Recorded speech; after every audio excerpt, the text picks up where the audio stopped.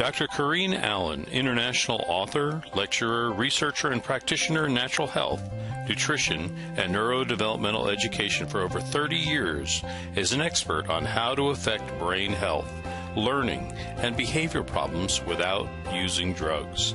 She's a recognized healthcare leader for her natural and practical approach to health regarding natural and alternative methods of stimulating permanent changes in the brain for issues like ADD, autism, Aspergers, dyslexia, learning disabilities, academic and behavioral issues, and acute and chronic brain injuries. She has developed a brain program which facilitates the connection of neurological pathways for brain cells which have been injured, damaged, missing, or not properly working.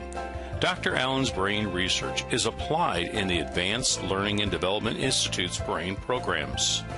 Through the Advanced Learning and Development Brain Camps, Dr. Allen's method of repairing the brain has helped many families find help, solutions, and hope for their brain problems. Now let's join Dr. Corinne Allen as she speaks on Your Brain on Water. And I appreciate all your interest in the brain. How many of you have personal friends or family who have brain issues on any spectrum? That we're not talking about autism, good.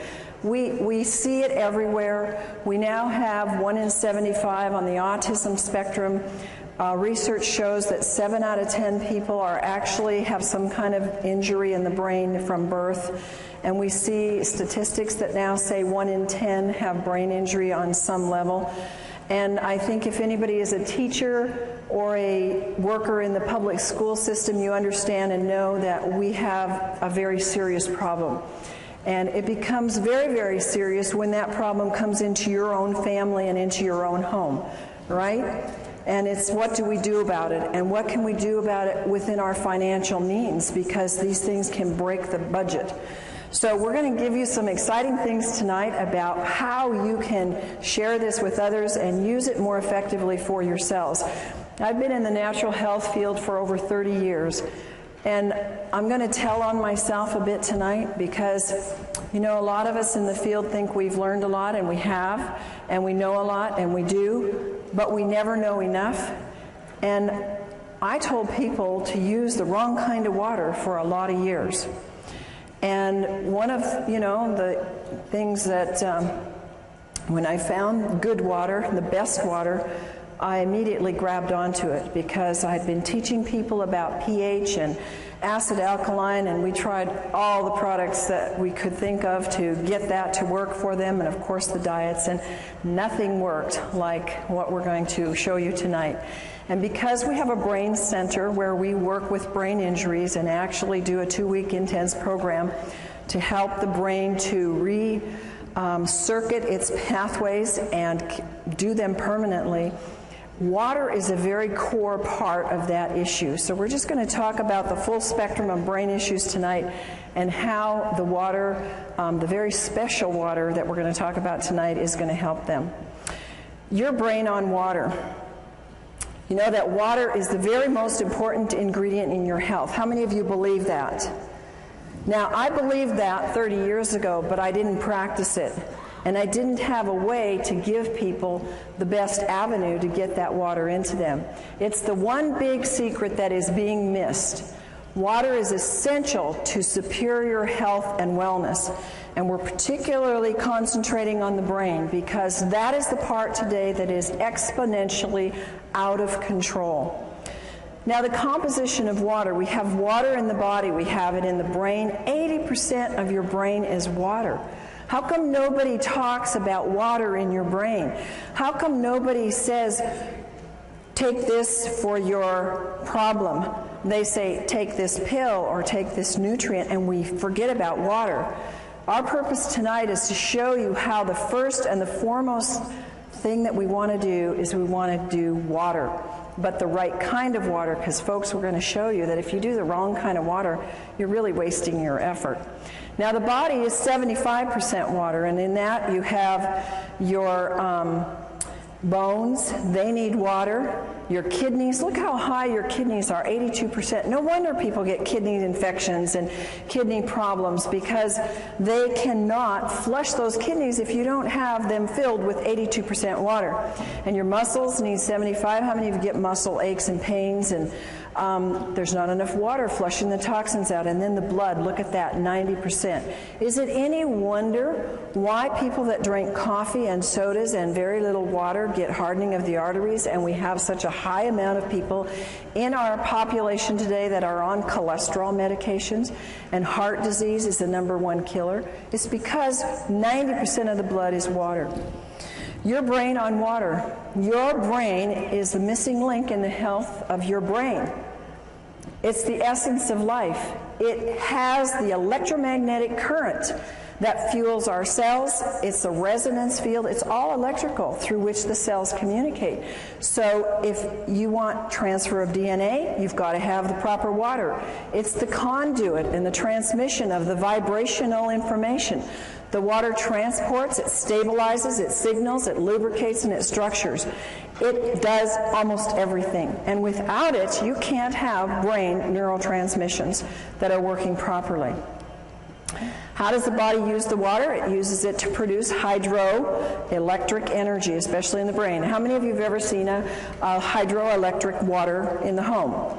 I have. I live in Idaho. Lots of people live off the grid there. I've seen an entire ranch set up on hydroelectric, and you don't get electricity if the water isn't flushing and moving and has a charge to it. And that's the same with our brain. Your water has to be flushing and moving. It has to be a lot, or you don't get a charge. You can use water to make protein and enzymes function efficiently. It transports nutrients, it transports hormones and other elements, and it keeps your tissues from drying out. How does your body use water? The Mayo Clinic gives us these examples, that it moistens in our mouth, our lips. When we have dry lips, dry hair, dry skin, it's all dehydration. It protects the organs and the tissues when they start to shrivel up, and that is part of dehydration. Constipation, diarrhea. It helps dissolve minerals and other things. Minerals get hardened in our brain and start giving us sclerosis in our arteries. It regulates our body temperature. It helps lubricate the joints. You've heard people say how they can now do things that they couldn't do before because their joints start being lubricated. It lessens the burdens on the kidney, and it carries oxygen to the cells. Other functions of water is that it slows down the cell death. And because we don't see the cell death, we often don't think that we're dying. We're all dying.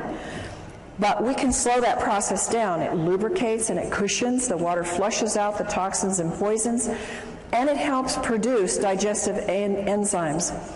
And a lot of us have seen how water, and particularly special ionized microclustered water, can move away the aches and the pains in the body. The brain absolutely desperately needs water to function at its best. And even mild dehydration slows the metabolism down by as much as 3%. And we're going to show you what happens and some of the signs of dehydration. One of the things that people don't realize is, how does water get lost? In my life, that was not part of my coursework to study to become a natural health practitioner. We never had a course on water. It was like, at the end of the sentence, it was drink lots of water. But there was never any teaching on drink the right kind of water, and drink water that's electrical, drink water that's a free radical scavenger, drink water that's going to hydrate. We lose water by sweating. When we urinate or have a bowel movement, we lose water. And in a normal day, a person has to drink a significant amount of water to replace that fluid loss that is for normal metabolism. If you happen to drink a cup of coffee a day, or you have a glass of wine, or you have a soda, your need will move up exponentially, and even the basic amount of water will not hydrate you. Causes of dehydration, a very easy cause is you just didn't drink enough water. But what happens is the effects are accumulative. The body uses 2.5 liters, which is about 9 cups of water a day, according to the Mayo Clinic. Now, folks, the Mayo Clinic is mainline and very, very conservative. That is just what you need, folks, to stay alive. Will you please repeat with me? 9 cups just keeps me alive.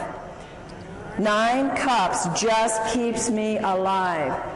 So when you hear these things that say 8 glasses of water, 9 cups of water, whatever, it isn't even enough, according to the Mayo Clinic, to keep your bodily metabolism and bodily processes hydrated in the least amount. More causes of cellular dehydration if you have any kind of work. Now, strenuous activities can be mental or it can be stress. How many of you have stressful jobs?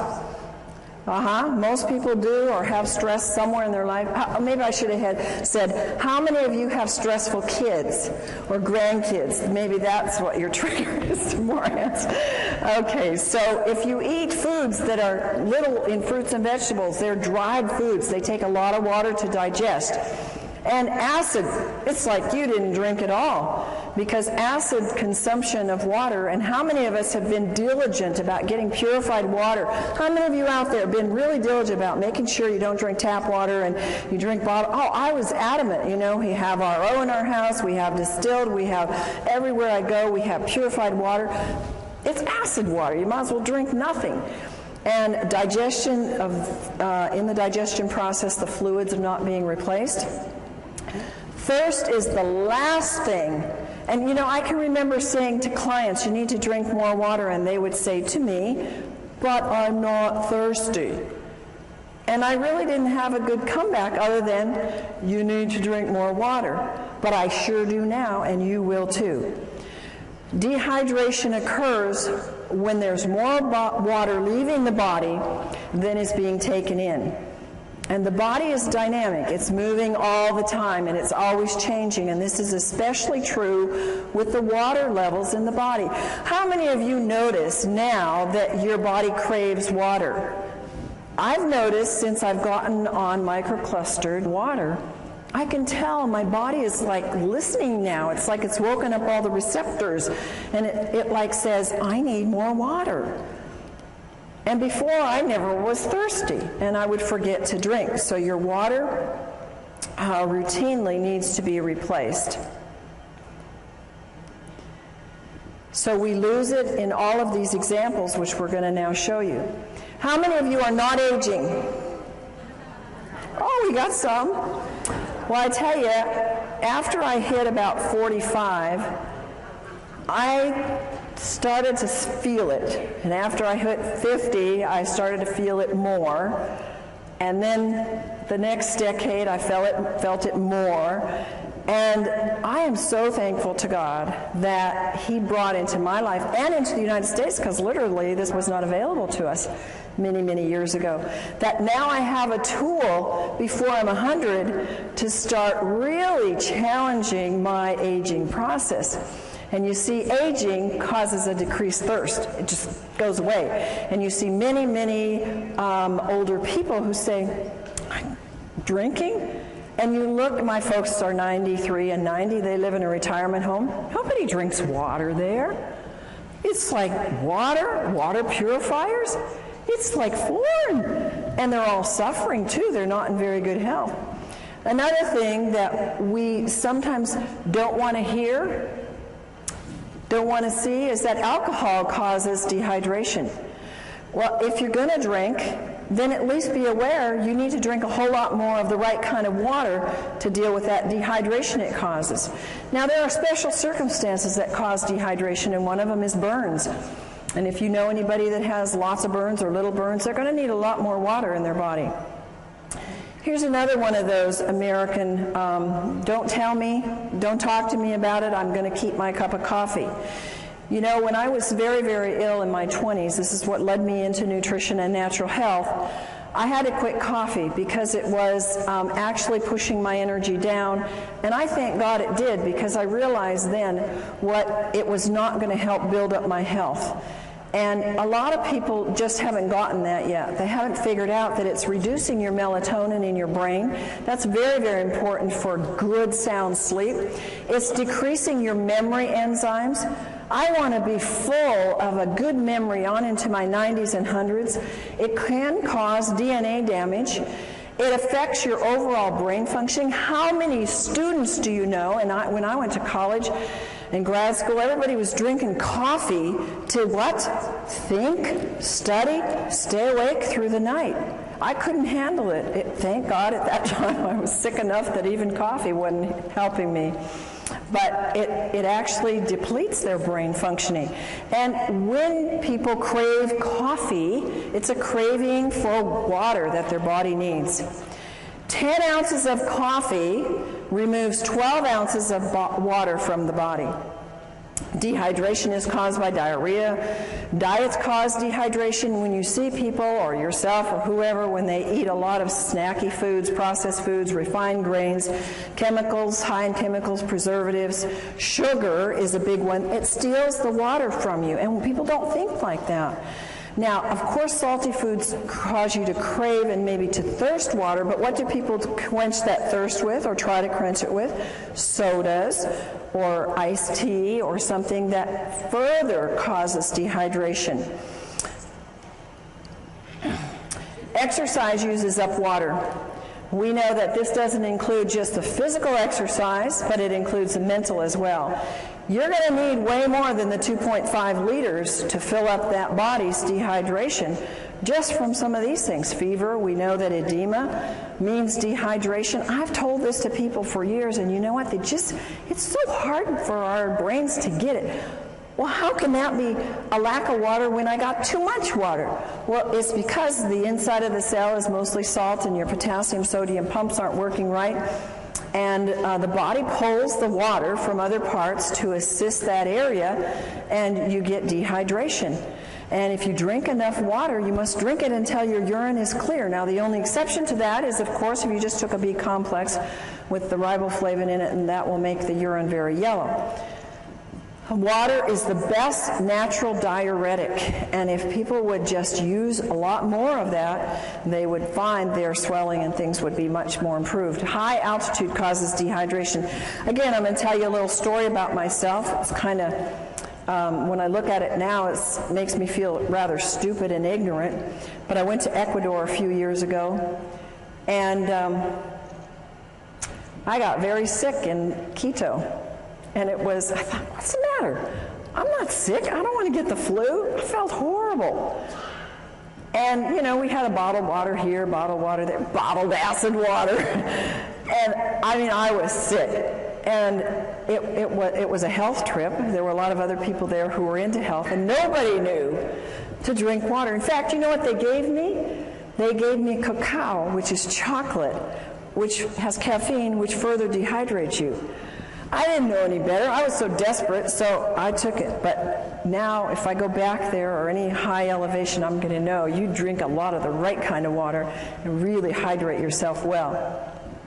Another reason, we all know this one, we've all said it, and we've all known it, is when you're sick, you get dehydrated. And why? Because you got to flush those toxins.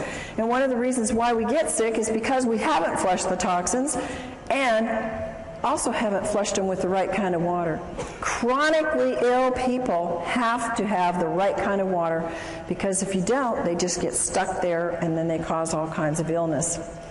This is a huge area with medications causing dehydration. If you will look in the medicine on the internet or anywhere where they talk about the side effects of drugs, look at what they say for diuretics and antihistamines and blood pressure medication and psychiatric drugs. You will be shocked at the list of symptoms that are all what I'm telling you: vomiting, diarrhea, excessive thirst, swelling. All of these kinds of things that are produced by the drug are because they're producing in you dehydration. And one of my passions is that people who are on psychiatric drugs are getting drained dry in the brain. It's like sucking the water out of the brain, because these drugs are just pulling the water that is needed for these neurotransmissions to happen. Another one of my passions is the babies that are coming into the world, because we now have a plethora of brain-injured children and children who can't function. I got an email today from a friend who said, "Oh, thanks so much for the work you're doing. And she said, it's almost every day that I get a mom coming up to me and they're all saying, what do we do for our kids? They all have brain issues. They all have ADD. They can't think. They can't concentrate. They can't behave. What do we do? And morning sickness is because of severe dehydration. Oh, I would give anything to have known this 30 years ago, 20 years ago when I had my children, because I had serious morning sickness. I mean, I was sick. And anybody that's a mom that knows that will remember those days. I didn't ever drink water.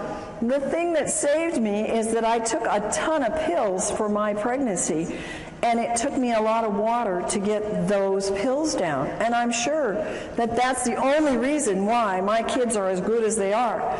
Histamines rise during pregnancy, so you can have, it's absolutely a need for more water. And the amount of hydration that the fetus gets will determine its future in its structure and its function. Did you know that? Now, I want to make something clear to you that I am not giving you the research notations under these, because you will get them in the book that's forthcoming on Your Brain on Water. And they will all be documented, because it will take too much time for us to go through that here. But all of these things that I'm telling you are documented in the research. Overweight. Do you think an overweight person is going to need 9 glasses of water a day to just metabolize what their body uses and throws off as waste? How many of you think that that'll be? No. But I would say 99.9% of the overweight people do not drink enough water, and that's probably one of the reasons why they're tending to be overweight. It takes more water for a heavier person to complete their digestive and eliminative processes, and dehydration will slow the metabolic rate down. And also, on the other hand, the right kind of water will speed up the metabolism.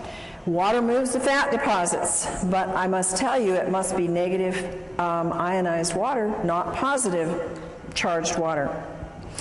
In overweight, people get confused with hunger and thirst. Instead of going for water, they go for food, and so that creates more of an imbalance. And ionized water provides the energetic equivalent of food. Now, understand what that's saying.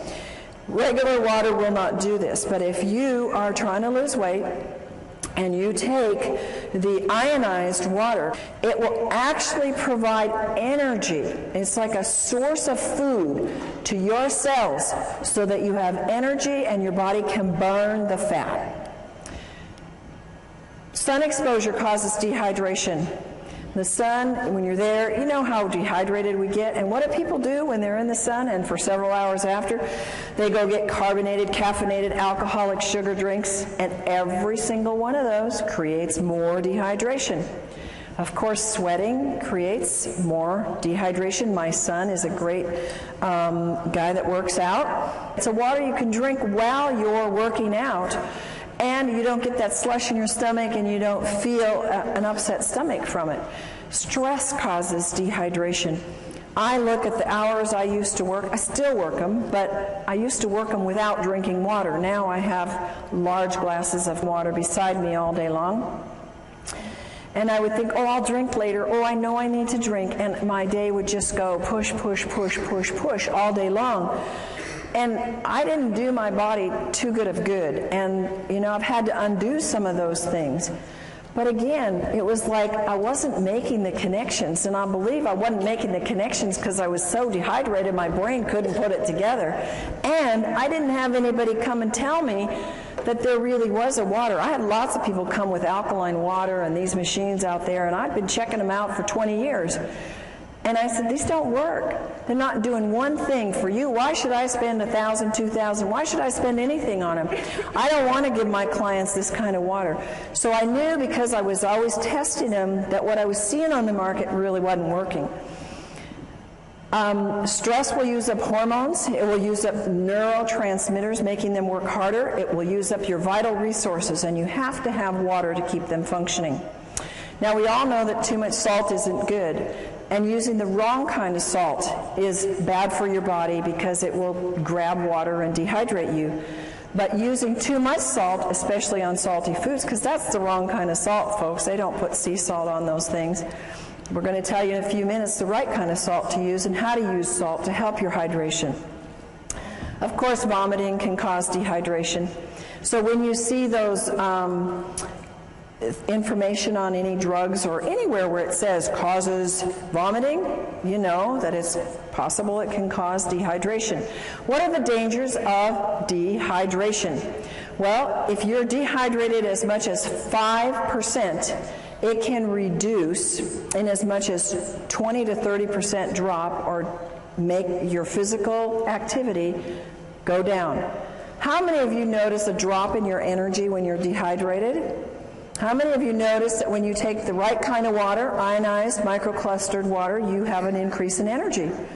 I mean, it's phenomenal what that can do, and if you take any supplements at all, it pushes them to the height of what they can do. So I can go 16-hour days now with no breaks and just, 10% reduction in your water can make you sick. 20% can even mean death. Isn't that amazing? Only 20% you can die. 1 to 2%, that's very, very little, folks, in your brain can mean that you have problems concentrating and thinking. How many of you know somebody, I wouldn't ask you if you had that problem, but how many of you know somebody that has that problem? I think we all do, and at times we all do. Dehydration is accumulative. It comes together. You see, the average person drinks 160,000 gallons of water in a lifetime, and 75% of the citizens around the world in developed countries are chronically dehydrated. I would have never believed that before my experience with water personally and what I've seen with my clients and our brain participants in our brain center. It's absolutely true. People are so dehydrated. 1/3 of the Americans have such a weak thirst sensation that they mistake it for hunger. And look at the obesity that we have. Look at how many of us, we don't like it, struggle with weight. And it's one of the number one reasons is water. If 80% of your brain is water, which runs your pituitary, your hypothalamus, which regulates your weight, and if your body is 70-75% water, and that is related to your hunger drives and your thirst, we know that water is a huge part of why we are not getting the weight that we want. Brain dehydration. It brings on feelings, if we're dehydrated, of anxiety and depression. The brain doesn't function properly. It uses up amino acids that are called our happy aminos that have to be working. The worse the dehydration is, the worse the depression and anxiety are. I wish I could go back to my clients who had such severe depression that they chose to go to psychiatric drugs. I wished, and nutrients weren't doing it, folks, and maybe you know people like that. Diet, they were doing all the right things, and they still couldn't get past that depression. And there are people that you're going to run into. And the reason is because they don't have the electromagnetic energy moved by the fluids in their brain through the right kind of water to get that depression to be able to do what it's supposed to do, go away. And anxiety is at a height in our world today. ATP is needed for the cellular energy. It's greatly reduced, and there's no energy. And the poor brain just can't function. How many of you have had, I just can't think today. I can't get it right. You ever gone into a room to get something? What did I come in here for? We've all done it.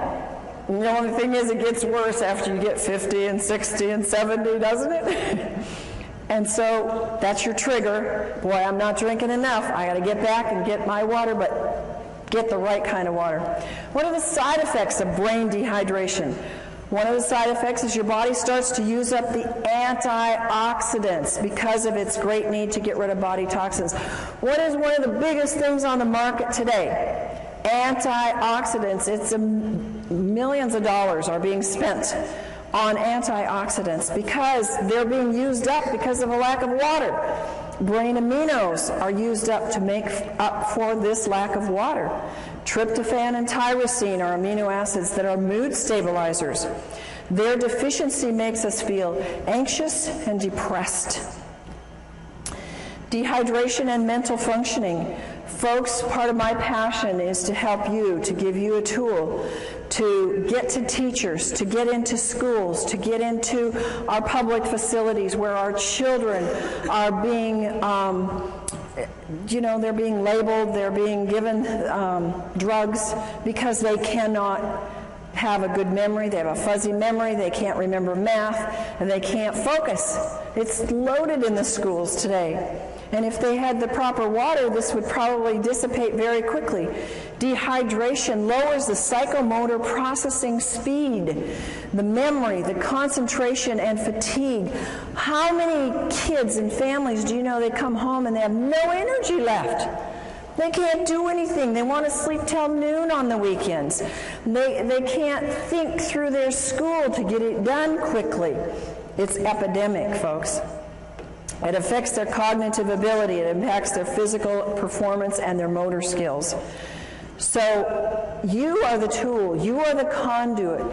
You are the caucus to be able to go out and spread the word and use this information to share with people, to get into private schools, to get into church schools where they can start giving it to their students and they can see.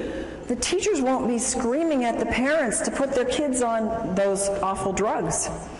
Brain issues related to dehydration. Does this look like a very hydrated brain to you?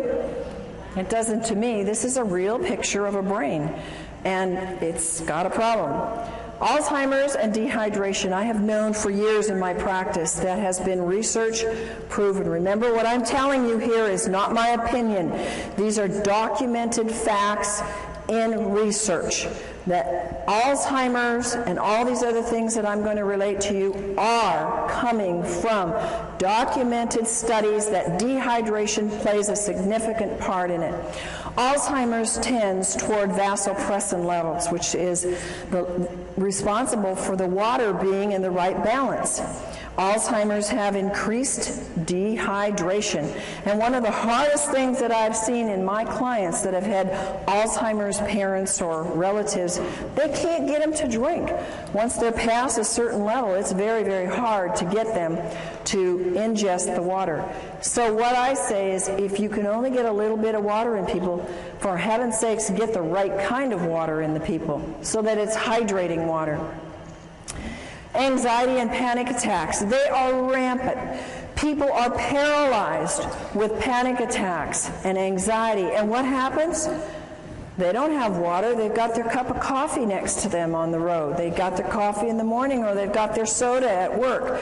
Sweating and nauseous, shortness of breath, dizziness, lightheadedness, unsteady and fearful. These are all signs of dehydration and anxiety and panic attacks.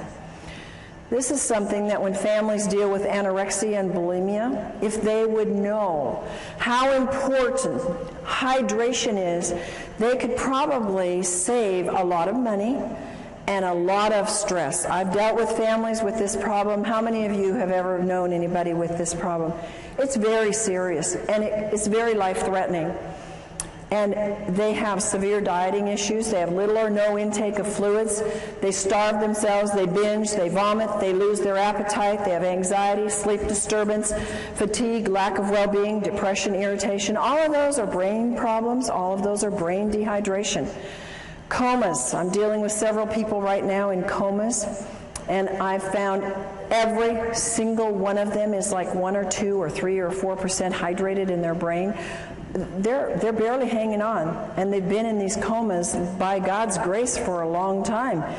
And if they would only get them on the water, so far these families haven't been too able to do that, but they can move them because the water is the electrical force that will wake up the brain and help them to be able to function and get things moving. Comas See, the brain and the body shuts down, and when the body is so dehydrated, well, we think because they had a brain accident and they got it hit on the head that that they can't come out of that coma because of that. Folks, I'm telling you, they can't come out because their body doesn't have enough energy in the brain or in the body to do the connections to get it to wake up. In an advanced terminal cases, dehydration is a very important factor. And hydration is a key factor in coma and delirium. It's very important that you use microclustered, ionized, alkaline water to quickly and efficiently hydrate the brain. Bipolar. It's a very serious issue. Some people have it very, very bad. Causes anxiety, depression, rapid mood changes, compulsions, loss of energy and irritation, and again, it's related in scientific studies to dehydration. Depression. I've told you some about this already, but it's a huge thing. I think that we would see a major turnaround. It's one of the number one drugs that's given out is kind of drugs for depression. When the brain is chronically dehydrated, all the functions suffer. The brain needs tryptophan, an amino acid, to make the serotonin. You've heard of the drugs that create serotonin and help that to balance. Really doesn't balance them, makes them more dehydrated, which then makes melatonin, which helps them sleep and get rest so they can function in their day. The amount of serotonin made is dependent upon adequate what? Water in the brain, and the right kind of water. Moods. How many of you ever had moody kids? I had a moody husband and an angry husband, and he would not be upset with me telling you this because we fixed him and he's thrilled to be fixed. But he was a forceps baby, so he had some brain injury. And folks, by the way, all of these issues where they have more of a tendency when they get dehydrated, because not all of us, when we get dehydrated, go bipolar or go anorexic or go into depression. I believe there's plenty of evidence in the research to show us that they have an incident, shock or trauma or some kind of an event that has caused an injury in the brain. And in my husband's case, this was his forceps birth. So we put him through our brain programs and helped the circuits to reconnect, and he was doing so much better. But since he's been in water, he has seen even more improvement and more help. But there's one little time when we're driving long trips, and what is it with men that they don't like to drink? They got the easiest job in the world to stop anywhere, and women don't have that privilege in life. Well, my husband won't drink very much, on the road, and I'm guzzling and stopping all the way along, and he'll get real fussy when we're on trips, and I just say, "You just dehydrated, honey." And he is. So it's associated with negative mood. When you see yourself getting grouchy and, others around you, it's because they are dehydrated. Multiple sclerosis, a big problem. It's very sad to see this. You can get well from multiple sclerosis, but it means many scars. And one of the causes of exacerbations is dehydration. Not drinking enough water, drinking other beverages that are like caffeinated beverages, soft drinks, alcohol.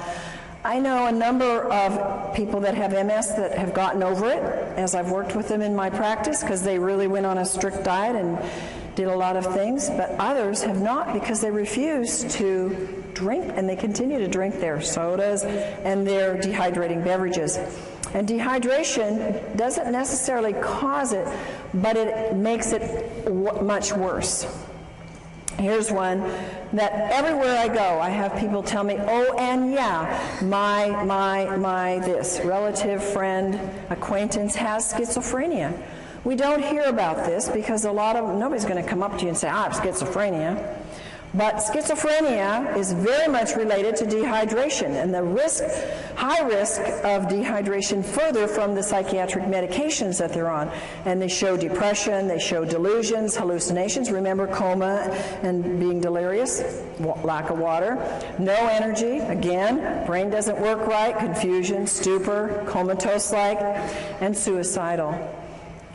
Suicide among our teenagers is very high. I am of the personal belief most of our teenagers that I work with, and I was a counselor in the alternative, the kids that couldn't make it in the regular school, they were the special kids.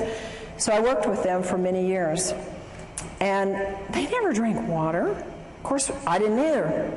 But they had more problems, more traumas, more things that were pushing it. And a lot of these kids get suicidal. Seizures and dehydration. One of the most incredible things that I have witnessed in our brain camps is that the kids that come, they come, some of them, not all, several in spectrums on the autistic spectrum or others, they have seizures. They're on heavy medication. Some of them have shunts or things put into their brain to control the seizures. They get there and they don't have any more seizures, and I'm going, I think there must be a connection here. We're putting them on a lot of water, and they choose to work with their own doctors to get off the meds, and we're seeing maybe one seizure the whole 2 weeks is pretty much what we see when they've been having them every day. Pretty amazing when you see that, and pretty much documented by research that says dehydration is a trigger for a seizure, and it can lead to coma and death. And tics is a disorder that can be related to dehydration. Now, how many for Tourette's and these kind of things ever say it's dehydration? But folks, this is a common, not very common, but it's common enough amongst some in the population, and it's not a very fun thing for people to have. And the research says dehydration is a factor, and a very big factor. Strokes and heart attacks related to dehydration. You've heard of people being out on the basketball court and you know they're sweating and they're working hard and they go off the court and they drop over dead. You heard of that? We've all heard of that. It's dehydration. They were probably drinking something, of those special drinks that they, that the people called gators drink, And when we don't have enough water, remember our blood needs 80% water. It's a flowing river through us. It builds cholesterol, which causes strokes and causes clogged arteries. And when we take the drugs for that, we get further dehydrated. And when there's insufficient water washing in and washing out, the membranes seal off. So further water is lost. And when the dehydration, the blood gets thicker. Why do people have bypass surgeries? Why do people have events of heart attacks? Because they're dehydrated. What a simple solution, guys. And it's so economical. Do you think that $4,000 is cheaper in getting a water machine that will wash you and wash your arteries than going in for bypass surgery and losing work for 6 months to a year? I mean, come on. Put your priorities in the right place and start thinking about what is it and where are we putting our priorities.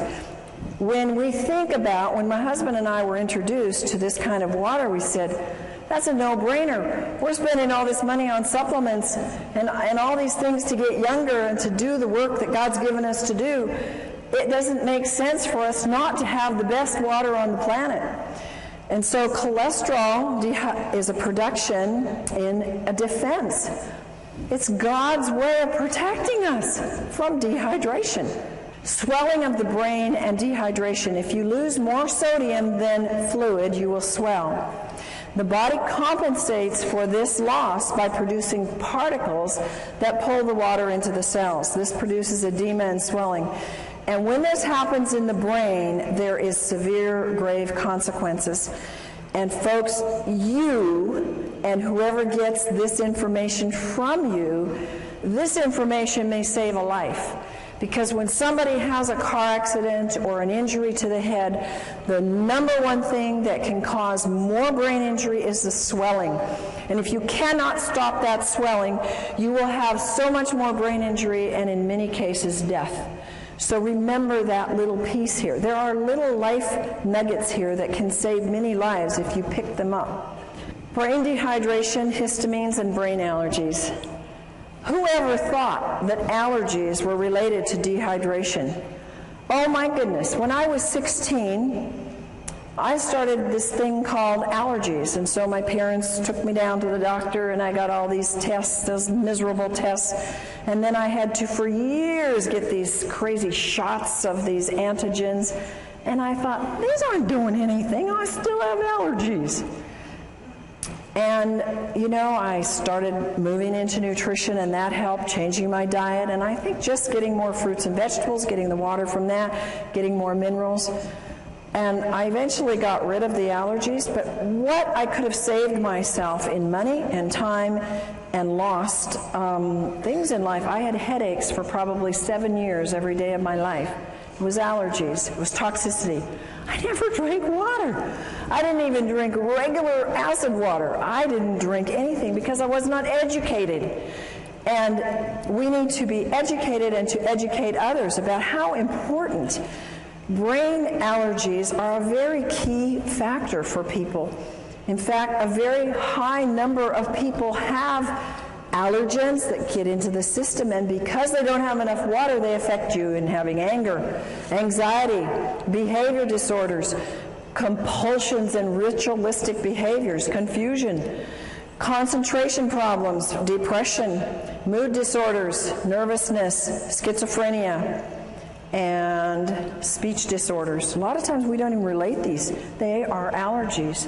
When the histamine is too high, your allergies are raging, and they are related to the brain. High histamines are, what's the thing on the market? Antihistamines.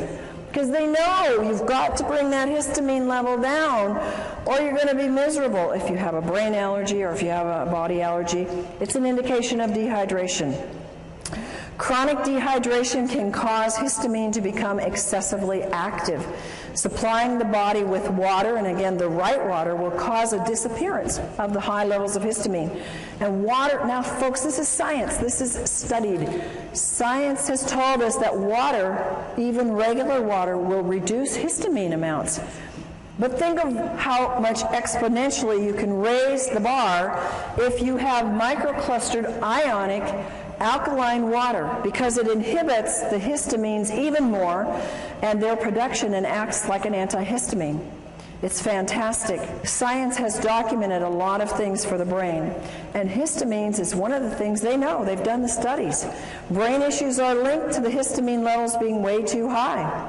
Abnormal fears, aggressiveness, autism, bipolar, compulsive behavior, compulsivity, and rituals, crying easily, depression, hyperactivity, obsession about sex, overstimulation, racing brains, schizophrenia, suicide thoughts, and others. See how many of these are coming at us from different levels.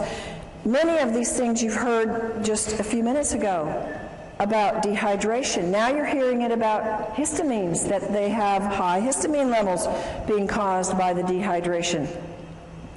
Signs of high histamines are caused by brain allergies: agitation, aggressive behavior, anxiety, autism, depression, fatigue, irritability, learning problems, moodiness, psychotic issues, slowed thought processes.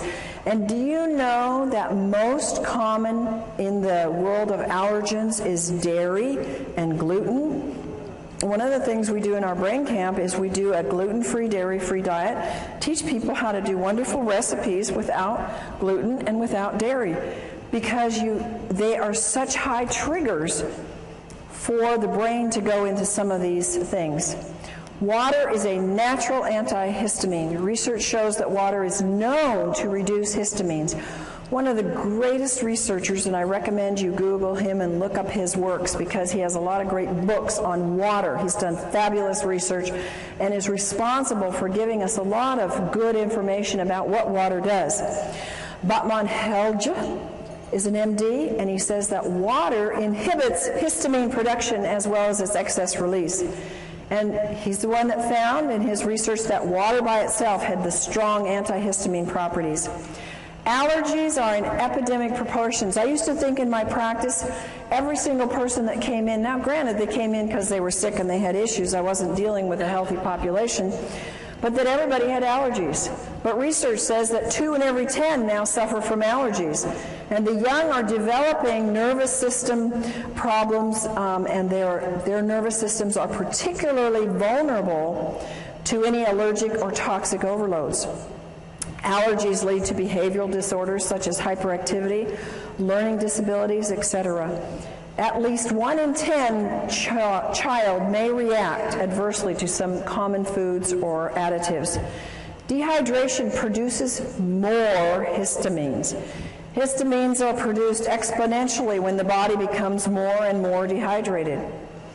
Your brain's health depends upon 3 main factors, and I want you to memorize these. Write them down.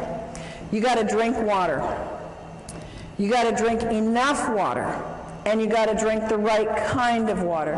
So when we say drink water, right now we need to be saying you need to be drinking water that hydrates the body. And what is that water that hydrates the body of the brain?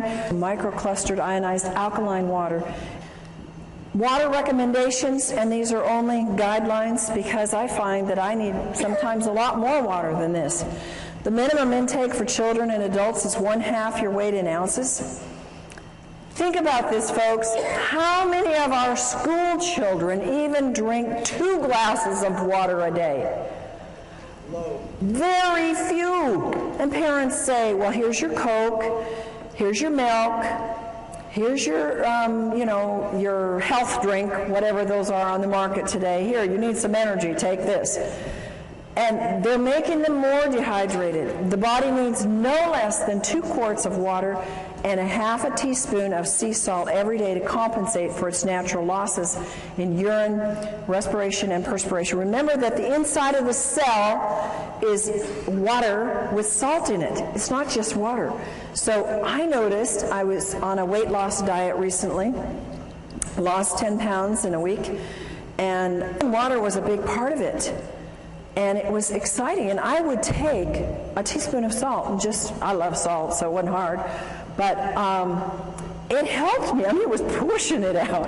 So it was kind of exciting, and I could see my body was needing more than a gallon a day to flush all the toxins that were moving. To really hydrate the system, you can drink equal to your weight in ounces. So if you weigh 150 pounds, you can drink 150 ounces, not 150 pounds, folks. Sodas. How many of you are hooked on sodas? No, in the past were hooked on sodas. Yeah. And did you know it? No. Nobody ever taught you that. Like, they taste good. And I need a refreshment, and I just ran, or I just had a stressful day. Oh, give me a drink. Or what do we do for people to be kind of hospitable? We give them drinks, right? And we have a whole assortment of things that are all dehydrating and all acid.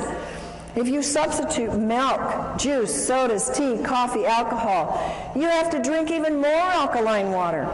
You have to drink 12 ounces of water just to replace, remember, that 10 ounces of coffee.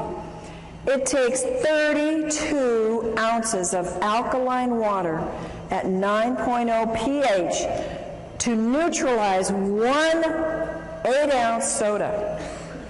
Is that amazing? And you can experiment with it and see. Start pouring in and see how many glasses of alkaline water it takes to bring that pH up to alkaline. It takes 32. Dehydration is caused by water not absorbing well. Water has to be microclustered, ionized, and alkaline to have the proper hydration to cells. And again, to the average person, it's like, I don't even know what dehydration is. Well, now you can give them this information and let them see. They're going to all identify. How many of you have identified with some of these symptoms we've talked about tonight? And so the average person is going to get it. They're going to know, oh, I am dehydrated. I do need water, and I have not been educated about water. The average person, even in health, folks, even your practitioners in the natural health, have not been educated about water because we haven't had the right kind of water readily available, but we do now. RO, distilled, purified, bottled acid waters, they're all going to dehydrate and take water out of the body. So what do we drink? We drink only microclustered, ionized, alkaline water made with medical grade. Folks, I cannot emphasize enough how important this is. I cannot tell you the horrible cases that I've seen. I've seen people grow things like tumors on their body within 2 months of having machines that are ionizers that were half the price and were already putting toxic metals into their body, and when they stopped the water, the growth went away and the metals they were getting and the toxins. So it is absolutely critical, and just having solid plates isn't enough. You've got to protect those metals, and only medical grade platinum and titanium are safe for your body so they don't break down. And you don't see that, folks, and most people don't know how to test it. So just drinking the water, you're not going to taste it. Begin drinking as soon as you wake up in the morning, 16 ounces of water. You want to drink all day long, every hour. Drink enough so that you get clear urine. One of the complaints is, I got to run to the bathroom all day long. You know what I found out? That once your body gets rid of a lot of that toxins, you don't have to run so much anymore. So be blessed and thank God that you do have to run, because you're moving toxins when you have to go frequently, and it will pass. And if you live in high altitude, you got to drink more water. And if you eat any convenience food, you have to drink more water because it sucks up the water. And if you exercise, if you walk up a hill, if you walk up the stairs, if you go downstairs and do the laundry, whatever, you're exercising some, you're using up more water. If you have a lot of stress, stress causes more dehydration, and your metabolism is using up that water. Our next subject is about salt. Salt is, you should only use sea salt because salt expands the blood so it can reach all parts of the body, and it helps to stabilize the blood pressure. And I take my clients who have high blood pressure and say, you know, you must have some salt in your diet, and definitely get on the right kind of water. It helps you sleep better, and it helps reduce mucus. Inadequate intake of water causes dehydration, but it's not just the inadequate intake. Drinking enough water is only one of the elements in rehydrating the brain and the body. You have to also have the right kind of water. It has to be microclustered, it has to be ionized, it has to be alkaline, it has to be made from solid medical grade plates, and it may or you may not absorb enough water. I can't tell you how many people have said, and they've even gone into their doctor and said, I'm drinking a gallon a day and I'm still dehydrated. And folks are getting the message out there, and people are starting to hear and listen and say, well, I'm not hydrated. Oh, so I'll just go get any alkalizer, any ionizer. Folks, don't do that. I promise you that as a professional and as someone that can tell the difference, you've got a big difference. And when, you know, it's like you do pay for quality. You know that about your cars, you know that about your houses, you know that about your lives in other ways. Why don't we get it about our water? And hopefully you will get that and be able to help your friends get that. Water that is acid is dehydrating. And I almost feel like I have to go do some kind of penance to my clients who I've told them to drink RO water, to drink distilled water, because I was actually doing them not any good other than giving them water that didn't have all the chemicals in it. I was giving them positively charged acid water. And then we were having to give them products that had to move the pH, and they were having to do more and more raw foods because they couldn't get their pHs to stay alkaline, because they were drinking all the wrong kinds of waters.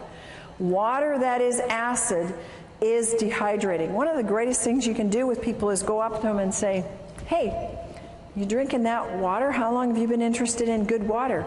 And people that are drinking bottled water care about their water, right?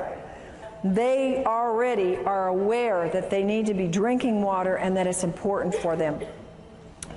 Water, folks, is not just water. Would you ever drink this water coming out of your left-hand side here? No. Would you drink it coming out of the right, the falls? Yeah, you wouldn't probably have any problem at all with that. Water is not just water. It has a structure. And the structure is very different in water that comes out of polluted areas or tap water or RO water. Ionized water has an ability to change the structure of the water. And your water has its own brain. Even the purest water can still contain vibrational pollution. Even pure bottled water, even pure RO water has a vibrational pollution of acid. Water's the most programmable substance on the earth. It has a memory. It'll actually contain the energetic signatures of whatever is placed in it. And it stores and transfers this information within the body. This is why we can now replicate that water that is like the hexagonal water coming out of the high mountain areas in the Hunza area and in other areas that are mountain areas known for longevity. We can now duplicate that in your own home and have longevity coming out of your own tap. And bottled RO distilled is not the best. It will not hydrate the body. There's a couple things. We have structure of water. The water is a pentagonal structure. That's large, big clumps. And it's very hard to move them into the cell because the cell has very small, permeable walls. And it's not shown in any way to improve life other than keeping you alive. It accelerates your aging, and it's high in acid waste that build up. The metabolic functions actually decrease. And there's little capacity for that water to store any energy. It has little energy to give. How many of you get energy from drinking tap water or RO water? Do you get energy from drinking microclustered, hexagonal, ionized water? Yes, amen, do you? A lot of energy because it holds energy. Little penetration of the nutrients into the cells. I can take half of the vitamins and minerals I used to take. How many of you have the same thing now that I drink hydrated, microclustered water because it gets into the cells? Nutrient absorption is more efficient, and there's an inefficient absorption or getting rid of waste with the pentagonal water. Now the hexagonal structure of water is small clumps. It's easy to get into the cell. They improve life significantly. They slow down the aging. There's no acid waste buildup. The metabolic functions increase. I've actually noticed that when I drink this water, I tend to have a low thyroid, but when I drink the water, my thyroid starts working a whole lot better. Huge capacity of this hexagonal water to store energy. And it needs those folks, those very strong, solid medical grade plates to be able to make that kind of water for a lifetime. If you don't have that, you cannot keep producing that year in and year out. It is highly energizing to the cells. It gives rapid penetration into the cells of nutrients. It helps their absorption, and it helps efficiently remove the waste. It contains powerful antioxidants. We call this microclustered, hexagonal, ionized water. And it has the negative hydrogen ion called the hydroxyl ion. Its water becomes alkaline, which helps our bodies move to the pH side of alkaline. It's super hydrating. You can run a very strong race. I can do a very strong workout where I'm jumping and moving and very much doing cardio, and in the middle of it drink a whole glass of water, and it doesn't stop me at all. Whereas I could never do that in the past. I had to do it before or after exercise. And the ionized water is 6 times more hydrating than conventional water. Microclustered hexagonal ionic water scavenges free radicals. It breaks down the cells. The free radicals steal the molecules from the healthy tissue. They create unstable or mutated cells. How do you think we get cancer, folks? Those are unhealthy, mutated cells. And free radicals are responsible for all disease. People come up to me and say, well, does it help this? Does it help this? Does it help this? Is it a degenerative disease? Meaning, did it happen by an accident? Did they get a hit on the head and it happened one day, it was there, and the day before it wasn't there, and the next day it was there? That's not a degenerative disease. A degenerative disease comes on slowly. And almost all the problems that we have today, of which we have myriads of names for, are degenerative, and the water is what is responsible, number one, for moving those free radicals out of the body, which are causing those things. Only the large solid plates hold the energy structure in the water to get into the cells. I had somebody tell me how they did an actual research study. They bought 4 or 5 of these other machines that have slotted plates, have mesh plates, and even some other kinds of plates, but they were not the high-grade medical solid plates. True to the research on hexagonal water, that if it's true hexagonal water, and if it's done properly with the proper electricity, the proper amount of square inches, enough on the plates to get the water split, it will hold, and that water held every single time way more than every single one of these other types of machines. And you can see the difference in the sizes. So the structure is important, and if it doesn't hold that structure long enough to get in your body or to stay in your body until it finishes its work, folks, it doesn't matter what it registers on the meter. If it can't hold it longer than more than a few hours, and many hours, it's worthless. Microclustered hexagonal water and calcium. A lot of people know that calcium is very, very, very important. And the water actually helps you get your calcium and keep it in your cells. Hexagonal water will help you retain calcium. We start to lose calcium a lot under stress and under just life and exercise and just moving through the day. Mental and physical signs of calcium deficiency, they're rampant. Nervous tension, inability to relax, can't sleep at night, fatigue, not in proportion to the amount of work you do, restlessness, irritability, quick-tempered, insomnia, spastic colon, tooth decay, bone loss, mental depression, muscle spasms, PNS, PMS, menstrual cramps, and menopausal symptoms, all calcium deficiency. So you're losing calcium, you're either not getting enough, but when you start on the proper water, it starts to stay in your body and you actually produce a better use of your calcium. Free radicals, you can see 2 molecules here and the one stealing from the other because it's positively charged and it goes after the negative. It oxidizes and breaks down cells. The brain can't perform well when there's too many free radicals. Nearly all diseases, and we're talking about brain diseases as well as body diseases that are linked to free radicals, they are actually produced from childhood, and I think that what we're seeing today is children very young are producing these free radicals because they are having, at very young ages in our 20s and 30s, not children anymore, but they developed these years before because they're high free radical production very early in life. Aging increases the production of free radicals. And we cannot keep up with this excess. There's no way. How many of us are actually getting younger every year? We're trying, but it's a battle, isn't it? And some of us are gonna make it, but it's a constant battle to get past those free radicals because we're getting hit with them everywhere. Feed the brain the most important antioxidant, it's water.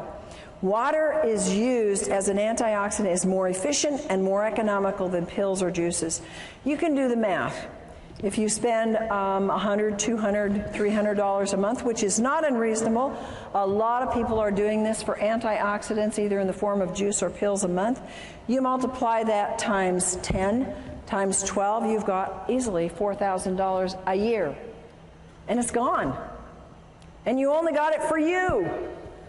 Think about the economy of having one product that you can spend $4,000 on, and it can feed the neighborhood free radical scavenging nutrients. It's pretty much a no-brainer. It eradicates free radicals. The water can flood the brain all day long with free radical scavengers. And see, it's not enough. I take free radical scavengers. It wasn't enough. If I didn't have the water, it wasn't doing enough good. You've got to have what nature determined to be the first priority, and that's the proper kind of water. We want to retard the aging and renew the brain at the cellular level. Free radical and brain problems. These are all, again, scientifically documented that free radicals are an important part of the problem in aging brains, ALS, in Alzheimer's, in anxiety, in autism, bipolar, brain edema, brain infections, brain allergies, depression, hyperactivity, obsessive compulsive, Parkinson's, schizophrenia, seizures, sleep apnea, stress, strokes, and toxic metal accumulation and traumatic brain injury. All of this is documented by scientific studies that says these are related to an excess of free radical formation in the body, in the brain. Acidosis being a cause of disease. The body produces highly acidic wastes from the foods it produces, and from the foods you eat, I should say. Acidosis is one of the main contributors leading to aging and various illnesses.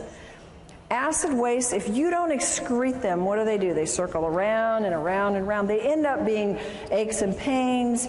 They end up being a loss of function, a loss of your brain. It can accumulate in your arteries, blood vessels, clog them up. You can get stones. You can get anything and everything from these acid wastes. And they accumulate in cells that are deprived of oxygen and nutrients. Look on the left-hand side and you'll see the things that cause acidosis in terms of food. And anything basically that is not a fruit or vegetable is an easy way to remember. They're acid forming. And how many people have an 80-20% diet? Folks, that's 80% foods that are fruits and vegetables and 20% that are grains and other foods. Not too many people do that because it's hard to eat that way, and not too many people are that dedicated. So acidosis builds up from the foods that you eat. Acidosis induces, now again, science has shown that it induces brain damage, that acidosis can actually cause neuron death, and it causes a reduction in the glutathione production, which is the most powerful antioxidant that your liver produces on its own when given the right stimulus and nutrients. The pH potential of hydrogen measurement in the cells. You have your alkaline pH and you have your acid pH. The negative ions are on the alkaline side. You assist detoxification when you have alkalinity. And the body, when it's alkaline, it can absorb calcium and magnesium and sodium and potassium. The body is amply supplied with minerals. You're not always going to be deficient. And it's abundant in oxygen. When you have an acid, you have abundant energy. Then you have positive ions if you're on the acid side. They cause auto-intoxication. That means you poison yourself. And the body can't absorb the minerals. I've had people who say, but I take all these minerals. They're spending hundreds of dollars on minerals and they're not absorbing any because they're acid. And body uses up these key minerals in trying to neutralize acids. There's a lack of oxygen and there's little or no energy. How many people know that the #1 complaint is no energy? And when a product comes out that can give you more energy, people go for it, don't they? And what a simple thing to have pouring out of your tap in your own home that can produce a life flow of energy, not just for you, but for your whole family and your whole neighborhood. ALS and acidosis. There's a Dr. Gansel who's done a good study and works with ALS. And he's reported in the Townsend newsletter that he believes ALS is caused by severe acidosis. This is a very damaging neurological disease, and most people don't live with it. Recommends the use of, look at this, water that sends low voltage electrical impulses into the water. Now the next one is autism. Autism, a lot of you have asked me about. It's rampant. The U.S. military claims now we have 1 in 75 are on the autism spectrum. A few years ago it was 1 in 50. It keeps going down the wrong direction. Symptoms of autism, according to research, are linked to acidosis. High amounts of acids are found in the blood of autistics. And the mitochondria damage in the autistics is linked to the acidosis. Bipolar is linked to acidosis. Children's problems, acidosis. If they're shy, there's been research found, fatigue, impaired concentration, unwillingness to eat, perverted appetite. I had kids like that, one in particular. They're tough to deal with. Acidosis. And you know what? They don't like to drink. A lot of these kids that have these problems, they don't want to drink. And they want their foods that they want, and mostly they're not fruits and vegetables that they want. They can be restless and poor sucking. These are acidosis symptoms in children. Then you have schizophrenia, can be related to acidosis. Dr. Steinfeld says the key problem in schizophrenia is acidosis, and his work verifies that it is a biological problem. Seizures and acidosis. We talked a little bit about this before in terms of dehydration, but research also says it's due to acidosis. And an acid pH can actually trigger the seizure that can then lead to brain damage. Stress and acidosis. If you're stressed out, mental stress causes acidosis. Autointoxication, when you are poisoning yourself because you didn't drink enough water to get the poisons out, your bowels aren't moving, you're not urinating enough, stresses the body, makes you acid. It increases your cortisol production. When you increase your cortisol production, you want it low. It causes you to gain weight in places you don't want it. Acid is increased in diabetics. In every single diabetic, they have an acid problem. And there are absolute miracles when you look at this work that has been done with this microclustered ionized alkaline water in the hospitals. In Japan, you have seen pictures, video documentation of diabetics who have been absolutely turned around using this water. It's absolutely fantastic for any blood sugar issues because it helps get rid of the acidosis. It doesn't do anything to cure a disease. It gets rid of the causes and lets your body do the work. Acidosis in a traumatic brain event. If you are eating junk food and not drinking water properly, the right kind of water, and you happen to have an accident, a car accident or hit on the head, you can have a pH level in the brain that's already acid. When that event occurs and there is a shortage of oxygen or a traumatic event, restriction in the blood, or whether it's a stroke or a heart attack or an accident, the damage is actually made worse and the damage is increased in the brain. Here are other issues that acidosis is related to in the research. It's related to Alzheimer's, their acid, alcoholism, comas, Down syndrome, nightmares, and multiple personality and Parkinsons. Alkaline water solution. We have a solution. It is so exciting for me to be able to share with people a solution because we have an epidemic of brain problems. Would you agree? How many times have we said, what is wrong with them? Yeah, and it might be us, but we think and we see that there's a lot of issues with people's brains. They're not thinking right, they're not reasoning right, they're not functioning. We have an easy solution. It's effective, it's economical, it increases your oxygen. We know that oxygen is important.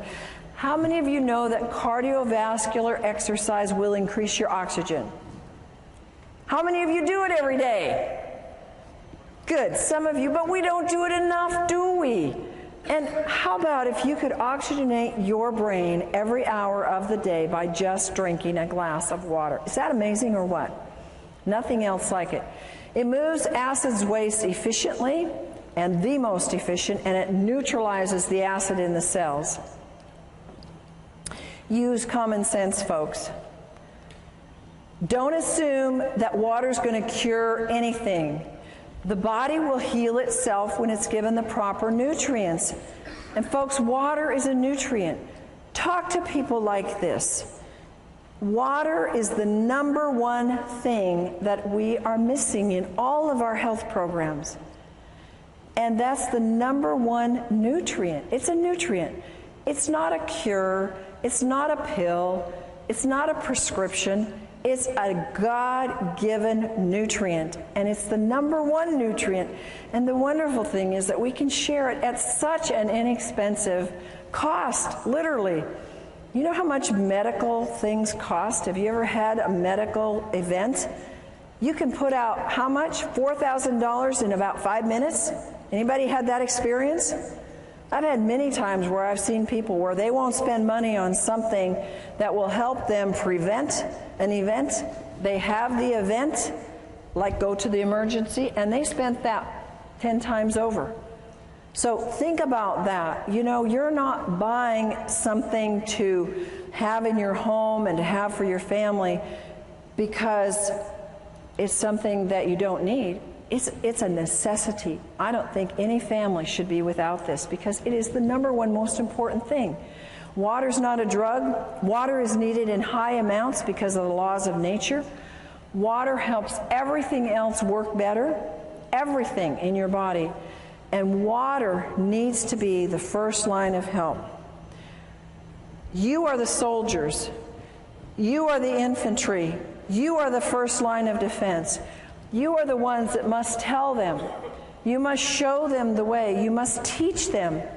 I had to be taught. You had to be taught. How many of you knew this when you started? Somebody taught you, didn't they? Now you're being taught. Now you go tell and you share and tell them how to get water. And tell them that water is not just water, no matter how pure it is. That they need 3 things in all the water that they drink. And if they don't have it, they don't have the best water. They need factor number 1, strong antioxidants that fight free radicals. Number 2, they must have microclustered hexagonal water that hydrates and carries antioxidants and nutrients deep into the cell. And number 3, they must have water that has the increased ability to carry oxygen into the cells with high alkaline pH values. Now we're going to do a fun little demonstration for you here. And I have a volunteer who's going to come up and help me with this. And this is for you. I want you to be able to have a hands-on tool because people tend to show me that I'm dehydrated. Prove to me I'm not dehydrated.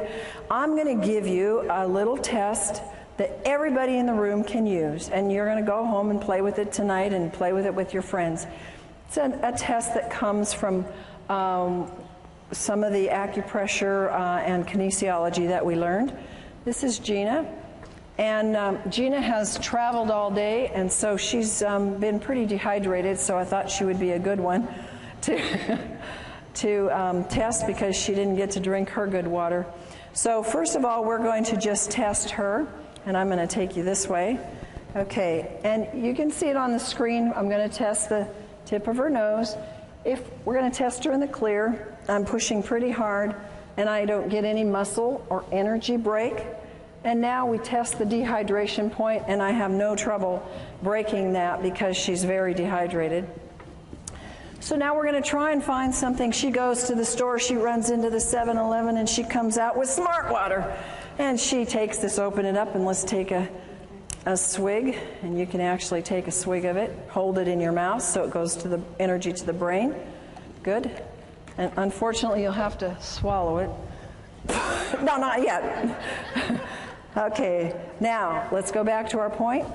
Did it hydrate? Not doing anything. The energy's not going anywhere. Okay, you swallow. You know what? I think I'll give you my glass so you can spit in it. I don't want you to have to drink all the soda. Well, the next ones, you won't want to drink these.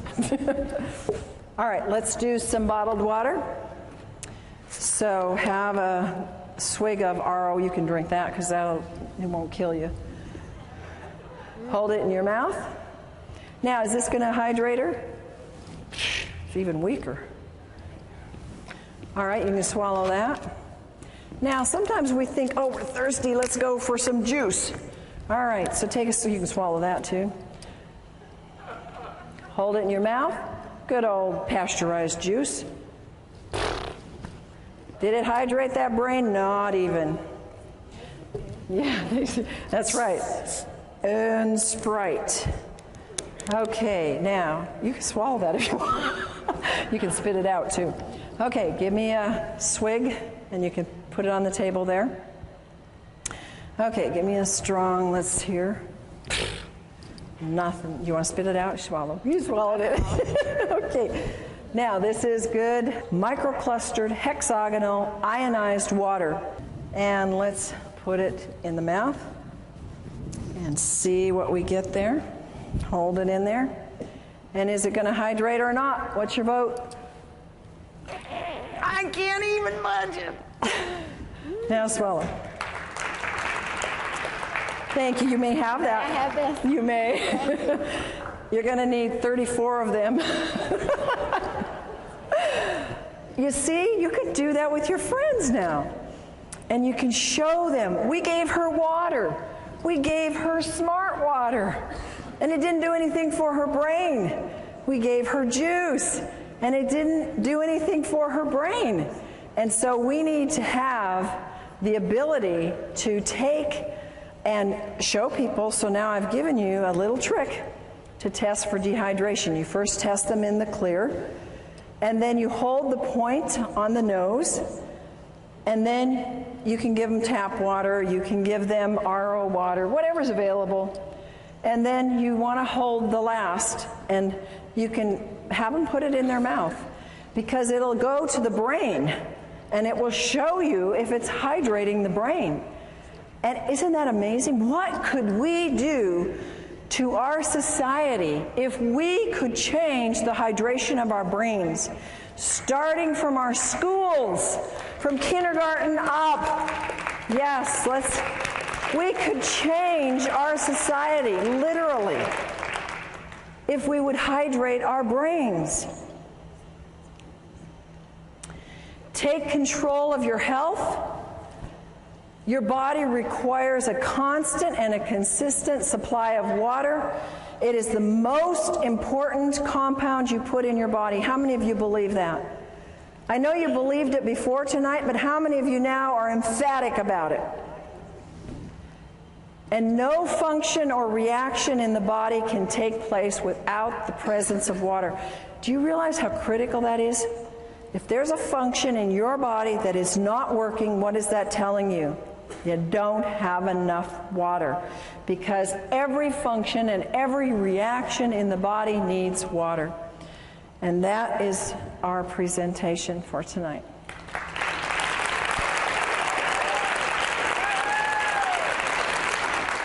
Dr. Allen has gone beyond her doctorate in nutrition to find answers for her clients' brain issues when nutrition isn't enough. She had vast training in neurodevelopmental therapy, neurokinesiology, brain reflexes, light and sound therapy, and brain stimulation techniques. Dr. Allen's personal challenge was to help her daughter, who was brain injured from asphyxiation, oxygen deprivation, and for her other child who had Aspergers. Both daughters today are functioning well emotionally, socially, and academically.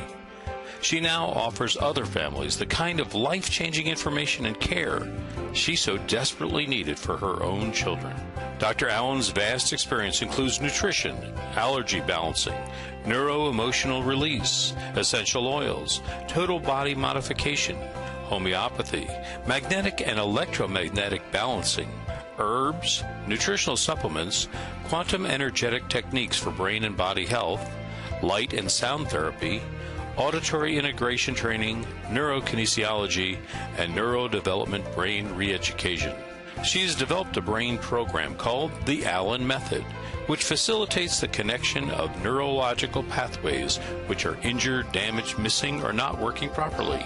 Through the Advanced Learning and Development Institute, individuals can participate in Dr. Allen's life-changing brain camps and home programs.